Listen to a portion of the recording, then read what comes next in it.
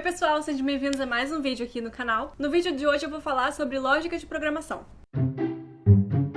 Vamos começar falando um pouco de como pessoas raciocinam ou pensam. Nosso cérebro é capaz de olhar um cenário, olhar um contexto e ver várias coisas ao mesmo tempo e pensar várias coisas ao mesmo tempo e chegar numa conclusão ou num raciocínio. Com os nossos 5 sentidos, a gente tem várias informações chegando ao mesmo tempo e a gente é capaz de analisar várias coisas ao mesmo tempo. Um computador, não. Você já pode ter ouvido falar em algoritmo, um programa, um código, agora eu vou explicar o que é isso. Um algoritmo é um programa escrito por um programador que tem um conjunto de passos a serem executados. Então, um exemplo bem bobo, um algoritmo para eu abrir a janela, envolve eu tô sentada, então eu preciso levantar, eu preciso dar os passos até a janela, eu preciso abrir a janela e voltar até aqui.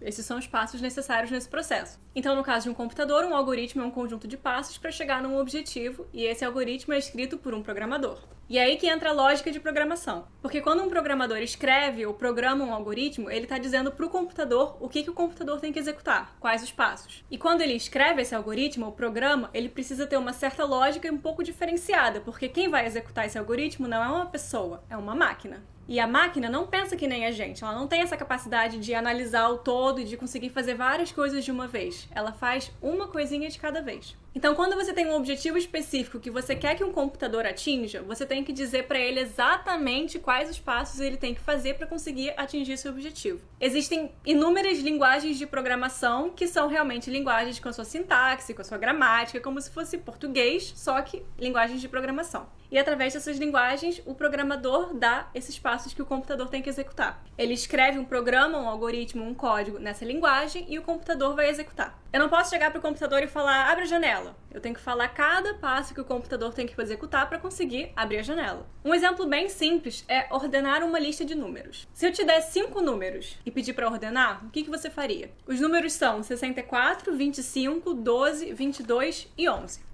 Uma pessoa, quando olha essa lista de 5 números, consegue ver mais ou menos os 5 ao mesmo tempo e identificar o 11 é o menor, o 12 vem depois o 22, o 25 e o 64. É muito simples esse processo. Mas um computador não tem essa mesma visão que um ser humano tem, ele não consegue ver o contexto, ele precisa ver uma coisa de cada vez. Existem vários algoritmos de ordenação de lista, ou seja, como colocar os números na ordem crescente. Eu vou descrever agora um que se chama Selection Sort, para vocês entenderem mais ou menos como é que um algoritmo funciona.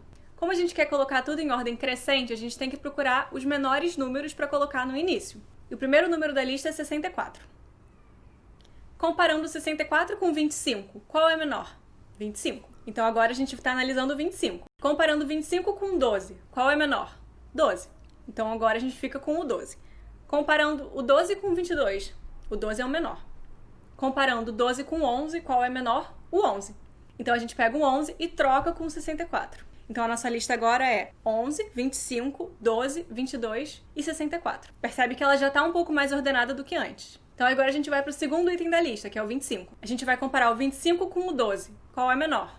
O 12. Então agora a gente fica com o 12. Qual é menor? 12 ou 22? Continua sendo o 12. Qual é menor? 12 ou 64? 12. Então agora a gente tem o 12, troca com o 25 e a nossa lista agora é 11, 12, 25, 22 e 64. Agora eu vou pegar o terceiro item da lista, que é o 25, e comparar. Qual é menor, 25 ou 22? 22. Então agora eu fico com 22. Qual é menor, 22 ou 64? Continua sendo 22. Então eu troco o 22 com 25 e agora eu vou para o quarto item da lista, que é o 25. Eu comparo o 25 com o 64, o 25 é menor, então eu não troco de lugar. E a nossa lista ordenada é, portanto, 11, 12, 22, 25 e 64. Você vê que isso foi um processo imenso e um pouco trabalhoso para chegar numa lista ordenada que você fez provavelmente em segundos. Quando você escreve um algoritmo, você tem que realmente mastigar cada passozinho para que a máquina seja capaz de executar. Ela não consegue ver tudo e simplesmente botar na ordem. Essa maneira que eu descrevi, o Selection Sort, ele não é a mais eficiente. Tem várias maneiras de você ordenar uma lista. Essa, como vocês viram, dá muito trabalho, você tem que comparar número com número, então não é muito eficiente. A lógica de programação, então, é você conseguir quebrar o seu raciocínio em vários pedaços em ordem. qual o primeiro passo, qual o último passo, como você alcança o seu objetivo. E cada partezinha dessa que você quebra talvez seja uma linha de código no seu programa que vai ser executada pela máquina. Cada linguagem de programação é única, você talvez tenha que aprender uma linguagem do zero ou mudar de linguagem, mas a lógica de programação você consegue reutilizar ao longo das linguagens. A gente está falando de matemática, então a matemática é a mesma em todas as línguas. Se eu quisesse aprender russo, não adianta nada eu saber japonês, mas nas duas línguas eu consigo fazer matemática. A maioria das linguagens tem recursos já embutidos que você consegue usar para fazer o seu algoritmo. No exemplo de ordenação de listas, a gente faz basicamente duas operações. Uma é a comparação, qual é maior, qual é menor. Isso é feito através de um recurso chamado se, ou seja, se esse número for menor que esse, troca de lugar. Essa operação do se é a comparação e executar alguma coisa com base nesse resultado. E o outro recurso é o loop, ou for, que é você ter a capacidade de passar por cada elemento de uma lista. Você vai do primeiro ao último.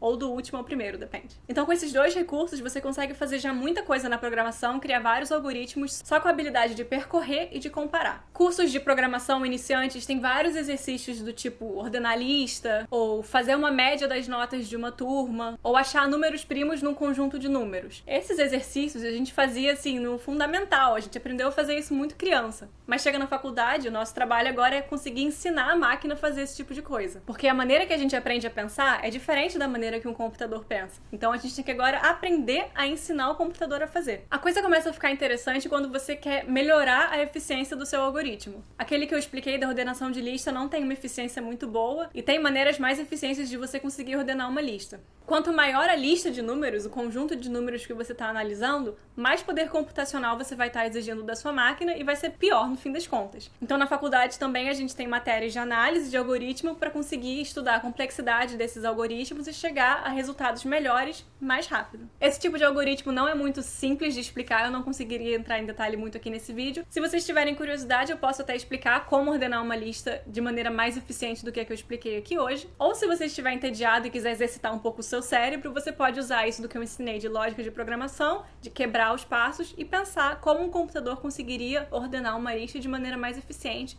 sem ser comparando um por um assim. Então espero que vocês tenham gostado do vídeo de hoje, que tenham aprendido alguma coisa. Se tiverem alguma dúvida, posta aqui nos comentários. Não deixe de se inscrever no canal também, ativar o sininho para mais conteúdos de tecnologia e de várias outras coisas, para ser sincera. E eu vejo vocês no próximo vídeo. Tchau!